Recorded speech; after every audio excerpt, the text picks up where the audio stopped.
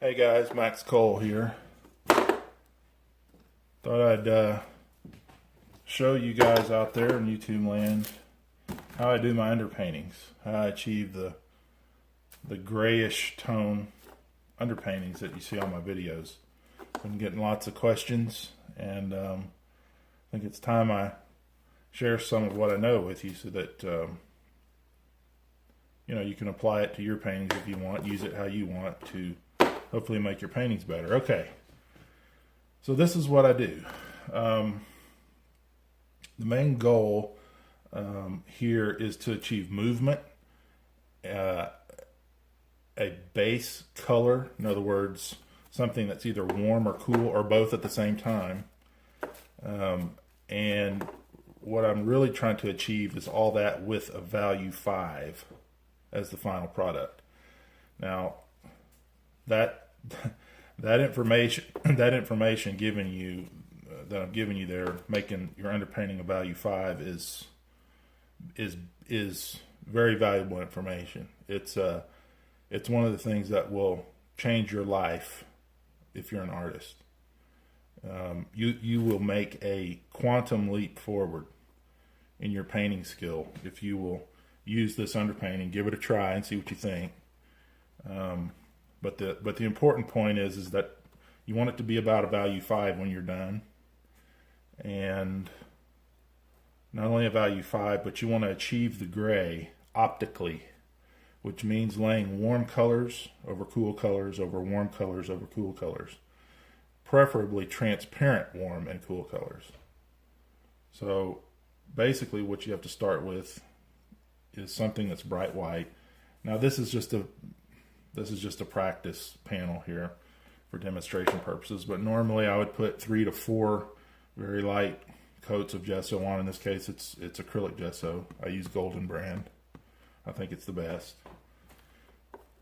And for the actual colors, I use Golden acrylics. Now this is just one option for underpainting. There's lots of different techniques for doing this. You can do it in oil, you can do it in casein, you can do it in just a multitude of things. This is just one technique that you can use, and this technique happens to be very powerful because you can create the underpainting and do a painting very quickly on top of it because it dries so fast. So let's get started. Alright guys, I had to make a few adjustments to get ready to go ahead and do this demonstration here. So first of all, the colors that I'm going to be using. Like I said before, I use Golden, and I just pick some at random. That's what I often do. Just pick them at random. As long as you're using warm over cool and cool over warm, you're fine.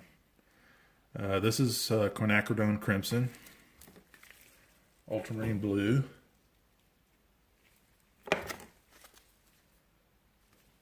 bone black, phthalo green. You can use any colors you want. It's generally best to do warm over cool, and it's also, like I mentioned before, it's generally best to use transparent or semi-transparent colors. What I like to do is usually I will start off with I really like to use a yellow for the underpainting for the very first coat, and in this case I'm going to go ahead and use some yellow ochre. Now this is not, strictly speaking, transparent, but it's transparent enough for our purposes.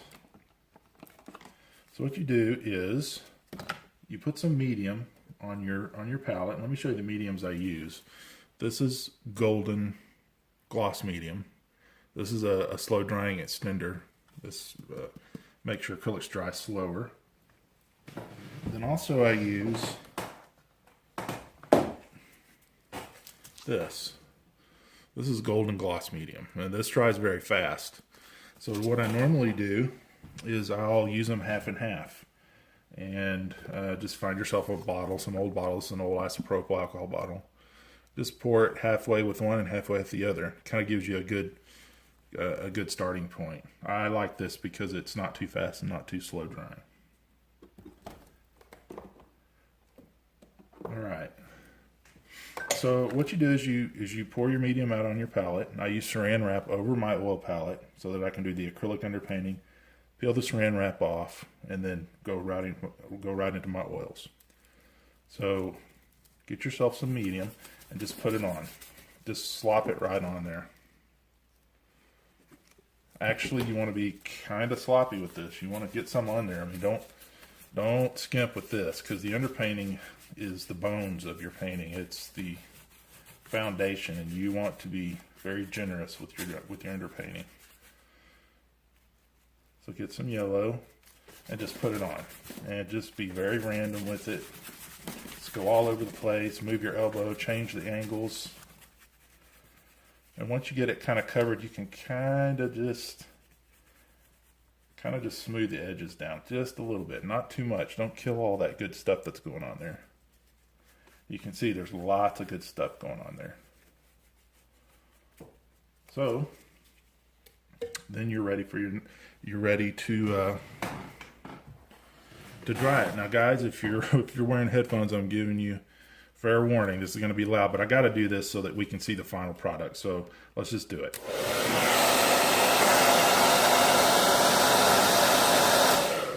All right, that's dry enough for our purposes. Now, one more thing I want to mention, guys. If you're like me, I paint all day. 8 to 10 hours a day. I paint a lot. And when I'm using the hair dryer, I know it doesn't seem like it, but if you're using it all day, it can be pretty loud. So I use these. These are by 3M. They're 3M Peltors, and these are the same ear protection that those guys you see on the runway use for the airplane. So it's very effective. I recommend those. Okay, so we go to our next color. Now what we have here is a warm color, right? And so what do we do? So our objective is to do warm over cool and cool over warm so that we can create the optical gray for the underpainting that we talked about earlier. That's very important because it is a transparent optical gray, and that's what the old masters used. Many of them. Of course, the old masters, that's a broad group of people, but many of them used this type of underpainting, and it's not well known. So I just wanted to get it out there to help you guys improve your paintings. All right, so we've got warm on there, right? So what's cool? Well, ultramarine blue is cool. Let's go with that as our next color. You just need a little bit because you're putting thin layers, or relatively thin layers. Once again, put some medium on your palette and just put it on very quickly.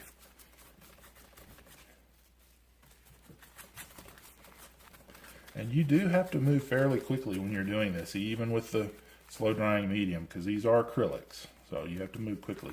Just put it on. You can see I'm not using any particular stroke. I'm just putting it on. And matter of fact, you want it to be kind of random like this.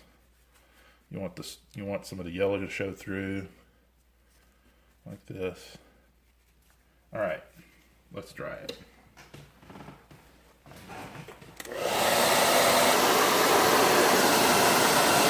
All right, that's probably good enough for our purposes. So what we have is a warm, and we laid a cool on top. Now what are we going to do? We're going to go back to a warm. So now I'm going to use this, which is quinacridone crimson. You can use alizarin crimson. You can use magenta. It's just a warm color. You can use burnt sienna. I love burnt sienna in this process. All right, so what do? We do the same thing. You can see this is going quite fast. I mean, I've already got 2 layers on, and we're just moving along here. Once again, put it on. You can see that because it's acrylic, the underpainting holds. And you're not going to be smearing it all around. Now, if you don't give it enough time to dry, you can lift it, and we're kind of moving fast here. But in general, if you dry it good enough, it won't lift. So just put it on. The crimson's quite strong, especially quinacridone. And what you start to see is something akin to an opal. I call it the opal effect because that's exactly what it is.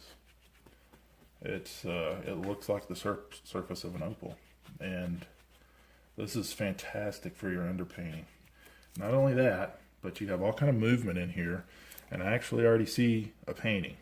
I didn't have to work for it, it's already there. And we'll go over that type of intuitive painting in another video, but it's extremely powerful. So let's dry that real quick.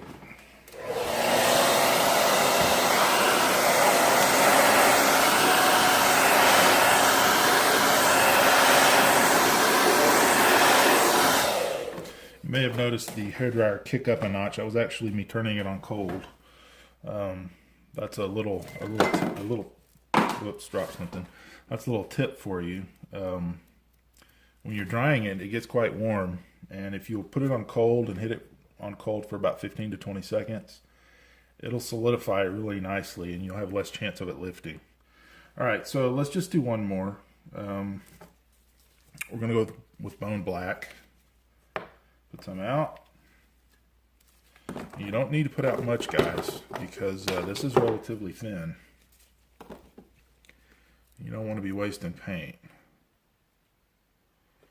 You want to be generous with the paint, but at the same time not waste it. Okay, so once again, put the medium on. You can see I'm just slopping it on. I mean, I'm really putting it on there.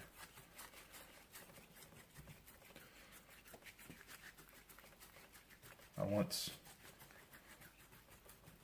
read a famous artist who said that as it concerns your materials, you have to paint like you're a millionaire, because if you hold back due to your materials, it's going to cost you in the final painting. So don't hold back. Use the good stuff.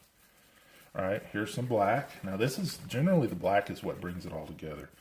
I know that some people don't like black, but black is a phenomenal color, and you shouldn't be afraid of it. If it's used correctly, it's one of the most effective colors out there. And just use it wisely, and keep in mind that the old masters loved black. They used it throughout their paintings, and I figure if it's good enough for them, it's good enough for me. So I use it. All right. So I'm not going to dry this, but you can see where this is going. It's probably hard to tell on camera the true nature of this, but it's getting to where it's getting close to a value 5. It probably needs another coat before it would actually reach something that I would want to paint on. But it's paintable right now, and actually I see a really nice painting under there. So I'm going to go ahead and make that into a painting real quick, because it wants to be created. So you have to go with what's there. So anyways, guys, that's how I do the technique where I use acrylic for the underpainting. I use casein and egg and egg oil emulsion. There's lots of different ways you can do it, but this is the acrylic way to do it. And I hope you guys enjoyed that and that you got something out of it. Give it a try, and I think you'll be pleasantly surprised. I think you'll make like I said, you'll make a quantum leap in your painting performance. Okay, guys, until the next video, see you later.